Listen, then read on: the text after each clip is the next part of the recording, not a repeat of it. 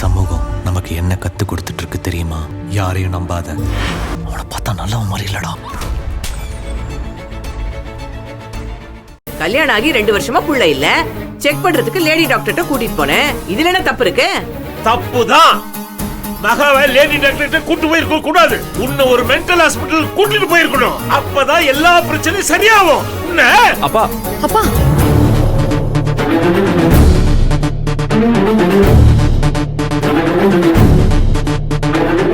ஏன் இறக்கிட்டீங்க? அடிங்க.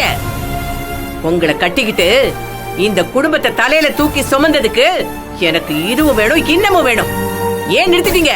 அடிங்க கௌரி, அடிங்க கௌரி, அடிங்க கௌரி, அடிங்க அடிங்க அடிங்க கௌரி, அடிங்க. கௌரி. உங்க புள்ளதானே இவன்? பொண்டாட்டி தான் உலகம்னு எப்படி இருக்கான். ஆனா நீங்க நேத்து வந்த உங்க மருமகளுக்காக இத்தனை வருஷம் உங்க கூட உங்களுக்காக வாழ்ந்த பொண்டாட்டிய அடிக்க கை வாங்குறீங்க. செல்வம் மட்டும்தான் உன் கண்ணுக்கு தெரியறானா? அவன் பொண்டாட்டி தான் உலகம் நினைக்கிற அளவுக்கு மகா நடந்துக்கிறா. அவ உன் கண்ணுக்கு தெரியலையா?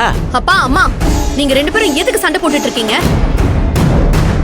இவர் கொஞ்சம் கூட அறிவு இல்லாம அவளுக்கு சப்போர்ட் பண்ணி என்ன வாய்க்கு வந்தபடி பேசினா நான் பாத்துக்கிட்டு பேசாம இருக்கணுமா? இவளுக்கு எதுக்கு இவர் வக்காலத்து வாங்கிட்டு இருக்காரு?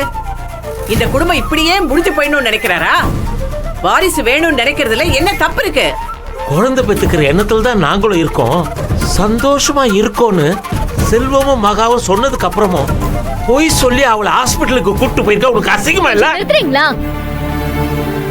வர வர இந்த வீட்ல இருக்கவே முடியல. கதவு மூடி இருந்தாலும் சத்தம் உள்ள வரைக்கும் கேட்டுட்டு இருக்கு. வேலை பாக்குறதா வேண்டாமா? எதுக்கு இப்படி ஆள் ஆளுக்கு காட்டு கத்து கத்திட்டு இருக்கீங்க? அப்படியே ஆரஞ்சு விடுவேன்.